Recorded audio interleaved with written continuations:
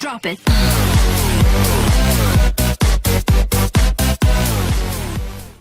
Hello everyone, so welcome back to HGCA. आज हम देखने वाले हैं remaining part in institutional secretary.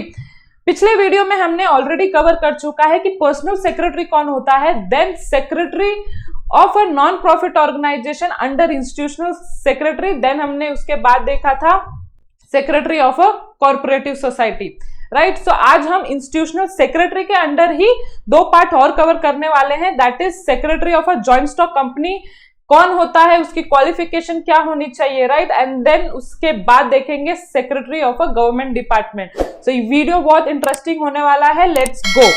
सो आप स्क्रीन पे देख सकते हैं इतना पार्ट हमने ऑलरेडी कवर किया है एंड आज हम देखने वाले हैं secretary of a joint stock company. Basically joint stock company होता क्या है, टेंशन लेने वाली बात नहीं है। जॉइंट स्टॉक कंपनी कोई नहीं, नॉर्मल पब्लिक प्राइवेट कंपनी जो कि ऑब्लाइज है to be registered under companies act 2013 and to be registered under ROC, that is registrar of company. आगे हम देखने वाले हैं ये आरओसी कौन होता है। एंड सिंपली अगर मैं बोलूं, अगर ये भी नहीं समझा तो जिसके लाइबिलिटी साइड आपको शेयर कैपिटल एंड उसके अंदर equity share capital and preference share capital दिखता है वो ही जॉइंट स्टॉक कंपनी होती है। सो इतना समझा आपको जॉइंट स्टॉक, क्योंकि आपके बुक में जो एग्जांपल जो मीनिंग दिया हुआ है उससे इतना समझ में नहीं आ रहा है कि जॉइंट स्टॉक कंपनी होती कौन है। सो आजकल के एरा में ये जॉइंट स्टॉक कंपनी बहुत ही इन फॉर्म है, क्योंकि अगर आपको कुछ बड़ा करना है तो आप हमेशा कंपनी खोलते हो, ना कि कॉर्पोरेटिव सोसाइटी या नॉन प्रॉफिट ऑर्गेनाइजेशन, राइट।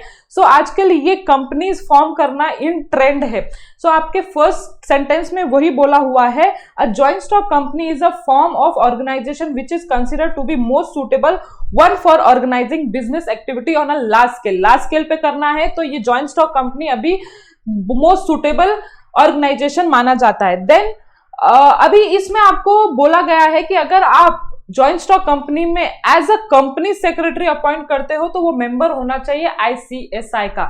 मैंने आपको क्या बोला, कंपनी सेक्रेटरी, ध्यान से सुनना, मैंने सिर्फ आपको सेक्रेटरी नहीं बोला है।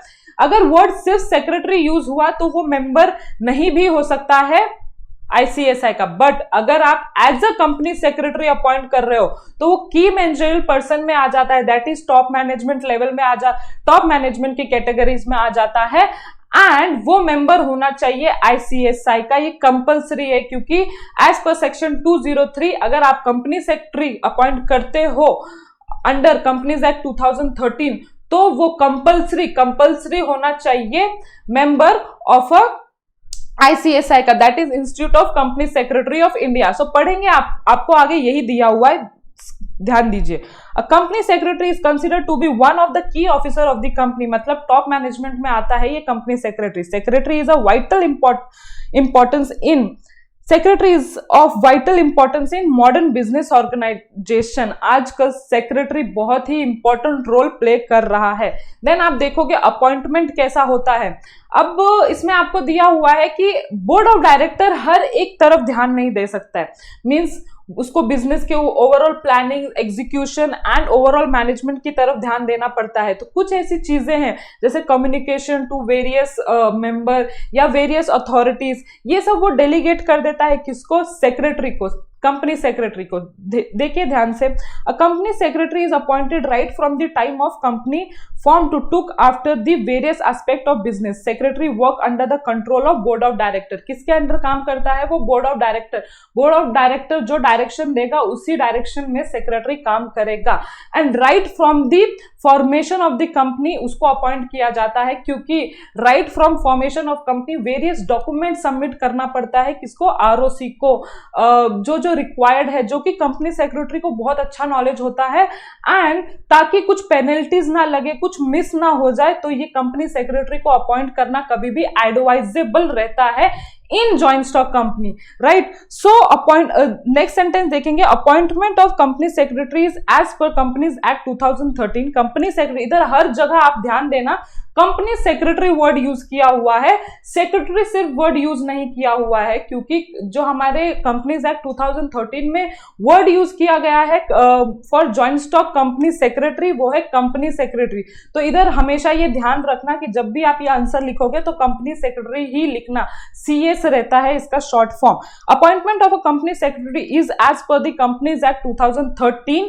Company secretary is included in the definition of key managerial person. वो किस में आता है? की मैनेजरियल पर्सन, मतलब ही इसका मतलब टॉप मैनेजमेंट कैटेगरीज में आता है। वो टॉप मैनेजमेंट के साथ decision making, planning and execution में हेल्प करता है, मतलब ओवरऑल मैनेजमेंट में हेल्प करता है। The concept of key managerial person has been introduce in companies act 2013, जो कि हम देखने वाले हैं आपके मेरे साथ। आप देखोगे चैप्टर नंबर 6 में, डोंट वरी, हम उधर डिटेल में पढ़ेंगे कि कौन होता है key managerial person. Then the board of director can not look after the day to day affair of the company, therefore the task is given to a certain manager and executive of the company. इसमें यही बोला गया है कि board of director हर तरफ हर जगह पे ध्यान नहीं दे सकता है, इसीलिए उसको एक ऐसा सेक्रेटरी, ऐसा एग्जीक्यूटिव अपॉइंट करना पड़ता है जो कुछ चीजों पे ध्यान दे सके, राइट? इतना समझा आपको? Any problem? Then next point में आपको बोला हो इसकी क्वालिफिकेशन क्या होनी चाहिए। मैं चिक चिक के बोल रही हूँ, क्या होनी चाहिए इसकी क्वालिफिकेशन माय डियर फ्रेंड्स? ये होना चाहिए member of ICSI, that is institute of company secretary of India. भूलना मत, इसकी क्वालिफिकेशन जरूरी है। हमने already non profit organization and company corporative society में पढ़ा था कि no such qualification needed, but here it is the most important sentence in this slide कि वो होना चाहिए मेंबर ऑफ ICSI। आप मेंबर कब बनते हो? जब आप मेंबरशिप लेते हो ICSI का। आप कब लेते हो मेंबरशिप? जब आप final examination of CS and plus आप इंटर्नशिप करते हो, तब आपको मेंबरशिप नंबर मिलता है एंड देन आप ऑथराइज हो किसी कंपनी में as a company secretary appoint करने के लिए, राइट? सो देखेंगे qualification as per section 203 of companies act 2013, the company secretary must be a member of institute of company secretary of India, right? समझा? ये पूरा स्लाइड आपको hope so बहुत अच्छे से समझा होगा। अगर नहीं समझा है तो प्लीज मुझे कमेंट करके जरूर बताना, मैं नेक्स्ट वीडियो में आपके लिए जरूर ये दोबारा समझा दूंगी, डोंट वरी। कुछ इतना सा भी नहीं समझा होगा तो भी, राइट? सो हम देखते हैं नेक्स्ट स्लाइड में आपके लिए क्या है।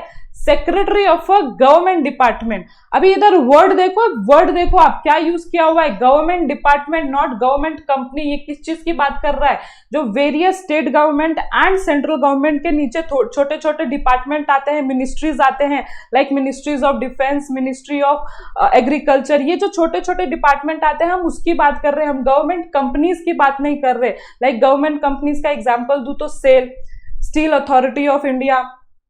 देन आपको अगर और एग्जाम्पल दूं तो मारुति उद्योग लिमिटेड। ये कुछ एग्जाम्पल है गवर्नमेंट कंपनी के। मैं गवर्नमेंट कंपनीज की बात कर रही हूँ, ना कि डिपार्टमेंट की बात कर रही हूँ। लेकिन आपको आपके बुक में क्या चीज बोला गया है? सेक्रेटरी ऑफ गवर्नमेंट डिपार्टमेंट बोला गया। अभी गवर्नमेंट डिपार्टमेंट कौन होता है? जो छोटे छोटे under government state and central government के अंदर छोटे छोटे डिपार्टमेंट रहते हैं for handling various aspect of country, like ministries of agriculture, department of agriculture, like ministries of defense। ये सब जो चीजें हैं वो छोटे छोटे डिपार्टमेंट के थ्रू हैंडल होते हैं कंट्री में, राइट? सो पढ़ेंगे क्या है government department are those department working under various ministries of state and central government. Various ministries किसके अंडर? State and central government. Simple. इधर गवर्नमेंट कंपनी की बात चल रही है क्या? बिल्कुल नहीं। सो अपॉइंटमेंट कौन करता है? अपॉइंटमेंट देखो, आप देखोगे तो अपॉइंटमेंट जो होता है सेक्रेटरी का, वो हैंडल करता है पूरा एडमिनिस्ट्रेटिव, हेड ऑफ एडमिनिस्ट्रेटर, वो एज अ कहलाता है, राइट? सो आप पढ़ेंगे हम दोबारा, in functioning of government of India, state government, a secretary is a administrative head. वो कौन होता है? Administrative head of a ministry और अ डिपार्टमेंट। अगर सेक्रेटरी का अपॉइंट हुआ स्टेट या सेंट्रल गवर्नमेंट में तो वो क्या पोजीशन होल्ड करेगा? Administrative head, right? इतना सिंपल। अब मैंने आपको एग्जांपल दिया हुआ है जो आपके बुक में नहीं दिया, जो आपके टेक्स्ट बुक में नहीं दिया हुआ है, तो ये अगर आप लिखना चाहो अपने बुक में पेंसिल से पेन से आप लिख सकते हो। So example of a department is department of agriculture, research and education, department of chemical and petrochemical, ministry of defence. ये कुछ एग्जाम्पल है गवर्नमेंट डिपार्टमेंट के, राइट? तो इसी के अंदर हमको सेक्रेटरी की जरूरत पड़ती है जो कि हैंडल करता है administrative work as a administrative head. So in union and state government, secretaries hold a position as a head of department like finance secretary, defence secretary and home secretary. किस नाम से पहचाना जाता है? जब भी वो अपॉइंट होता है किसी डिपार्टमेंट, लाइक अगर वो मिनिस्ट्रीज ऑफ फाइनेंस में अगर अपॉइंट हुआ तो वो फाइनेंस सेक्रेटरी कहलाएगा, अगर मिनिस्ट्रीज ऑफ डिफेंस में वो अपॉइंट हुआ तो डिफेंस सेक्रेटरी कहलाएगा। ऐसा पोजीशन होल्ड करता है वो डिपार्टमेंट, गवर्नमेंट डिपार्टमेंट में। अभी वो क्वालिफिकेशन क्या नीडेड है आपको पता है?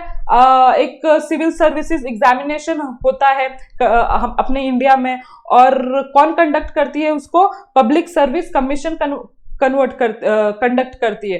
तो वही एग्जामिनेशन आपने क्लियर करना चाहिए, एंड तभी आप as a government secretary, as a government department के सेक्रेटरी बनने के काबिल हो, या बन सकते हो। बनने के काबिल नहीं, या तो बन सकते हो जब आपने ये एग्जामिनेशन क्लियर की हुई है। हमने पिछले उसमें क्या देखा था, जॉइंट स्टॉक, आपने अगर किसकी एग्जामिनेशन, सीएस की एग्जामिनेशन क्लियर की होगी तभी आप क्या बन सकते हो? जॉइंट स्टॉक कंपनी के सेक्रेटरी। और इस केस में गवर्नमेंट डिपार्टमेंट, अगर आपने सिविल सर्विसेज की एग्जामिनेशन क्लियर की है तभी आप क्या बन सकते हो? गवर्नमेंट डिपार्टमेंट के सेक्रेटरी। तो क्वालिफिकेशन के अंदर हम पढ़ेंगे, the secretary of a government need to possess a graduation degree. Graduation degree, आप सिविल सर्विसेज अगर देते हो, यूपीएससी एग्जामिनेशन देते हो, एमपीएससी एग्जामिनेशन देते हो, तो बेसिक रिक्वायरमेंट होता है आपने ग्रेजुएशन डिग्री तो लेनी ही चाहिए, तभी आप सिविल सर्विस एग्जामिनेशन दे सकते हो। The secretary should pass a civil service examination conducted by public service commission and be in Indian administrative service. किसके अंदर होना चाहिए वो? इसने एग्जामिनेशन तो क्लियर करना ही चाहिए, और किसके अंदर आना चाहिए? आईएएस, मतलब इंडियन एडमिनिस्ट्रेटिव सर्विस के अंडर उसने काम करना चाहिए, उसने उधर रहना चाहिए। सो आपको इतना समझा गवर्नमेंट डिपार्टमेंट में अपॉइंटमेंट कैसे होता है एंड क्वालिफिकेशन क्या होनी चाहिए। आई होप आपको ये दोनों कंसेप्ट बहुत अच्छी तरह से समझा हो, क्योंकि मैंने बहुत अच्छी तरह से समझाया है, एक एक पॉइंट समझाया आपको।